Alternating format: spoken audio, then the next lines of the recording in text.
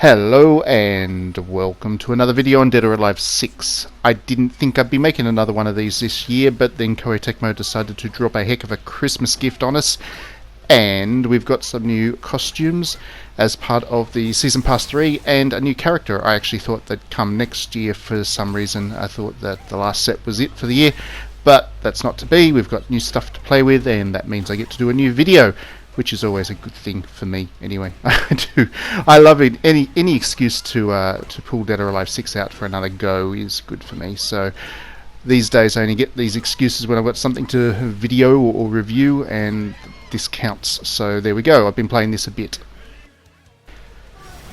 So this update is actually pretty comprehensive as far as updates go, because you get 2 costumes per character to go with the additional character in Rachel, who finally makes her way into Dead or Alive 6.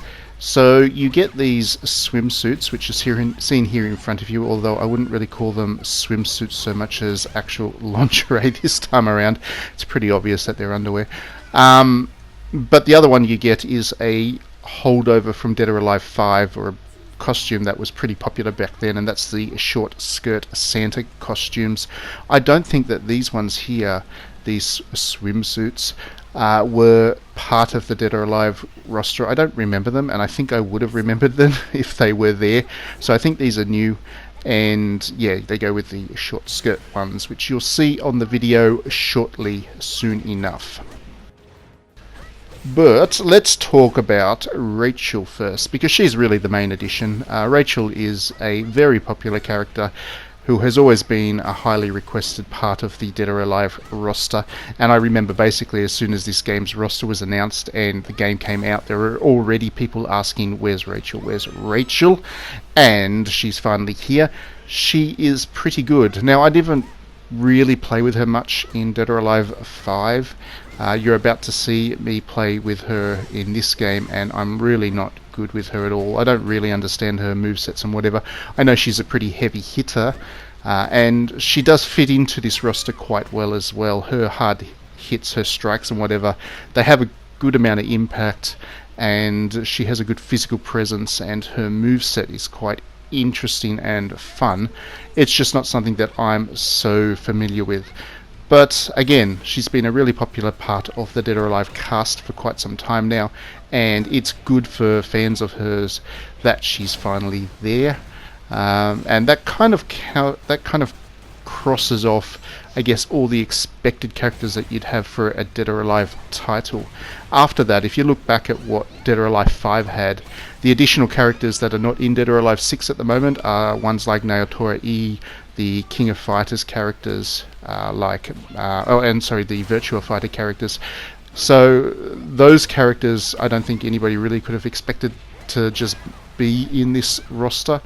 And like I said, with Rachel, that kind of covers off the expected ones. So if there are more characters to come in the future, I guess we'd start to call them as bonuses. They're kind of extra characters that weren't expected, and that's a good thing, I guess. So we're at that point now with this game, and that's pretty impressive. It only took them a year to get to the point where really all the expected stuff from Dead or Alive 5 is now here.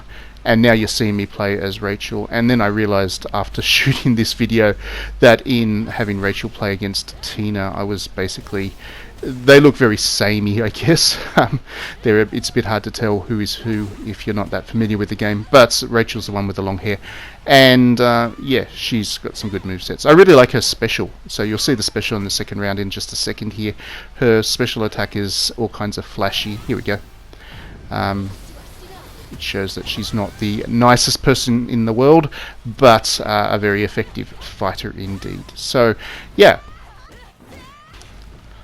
The other area where the game is really up to where I guess we kind of expected it from Dead or Alive 5 is in terms of the sexiness of the costumes. Really, these Santa swimsuits / underwear, they're very skimpy indeed, and they're definitely the sexiest costumes that Koei Tecmo has put out for Dead or Alive 6 to date, and I don't think anybody could look at those and say that this game lacks for the sex appeal now, which is again a good thing. I mean, I was one of the people that was concerned about what was being said about the game and their intention to dial down on some of this stuff in the initial stages, I always kind of had in the back of my mind that it might be through DLC that they do that, because if you look at the base costumes, there is definitely an attempt to placate the people who don't like fan servicey stuff. But with this stuff, it's definitely right back on the table, and Koei's definitely delivered. These are genuinely sexy costumes for really good quality character models, and it's very fan servicey and it's good fun. Certainly a big fan of Mary Rose all over again, and Nico and all that. All of these costumes are the same.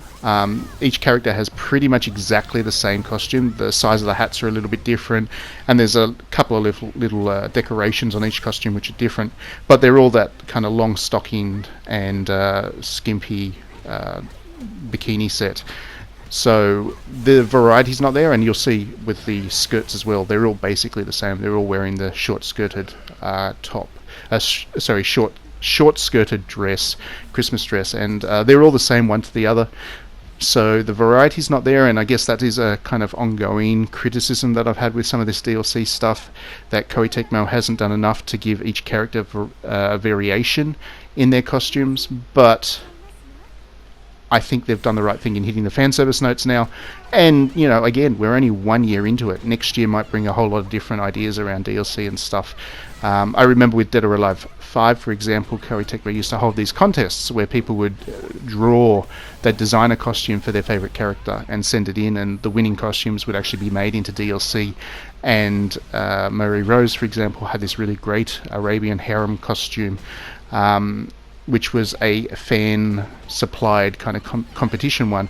So there is still plenty of time for Koei to do all of that stuff. I guess for this year, the goal was to get the game out, to make sure it played well, and it does play well. It's very much my favourite fighting game in quite some time, and I've definitely moved on from Dead or Alive 5 to 6 now.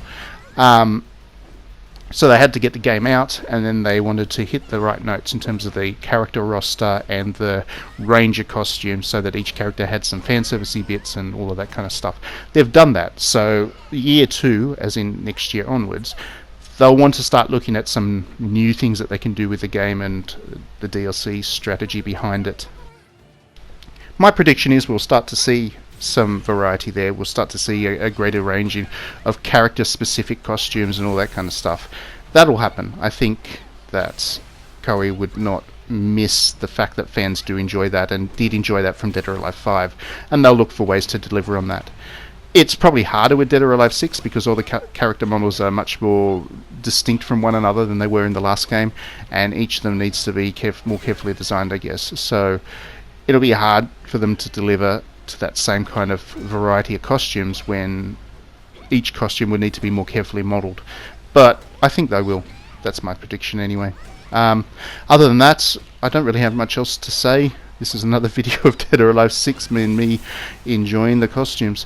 Thank you very much for watching as always, and do let me know if you're still playing Dead or Alive 6 in the comments. Other than that, please do like and subscribe, and please do back me on Patreon if you enjoy my videos and would like to see a lot more of them.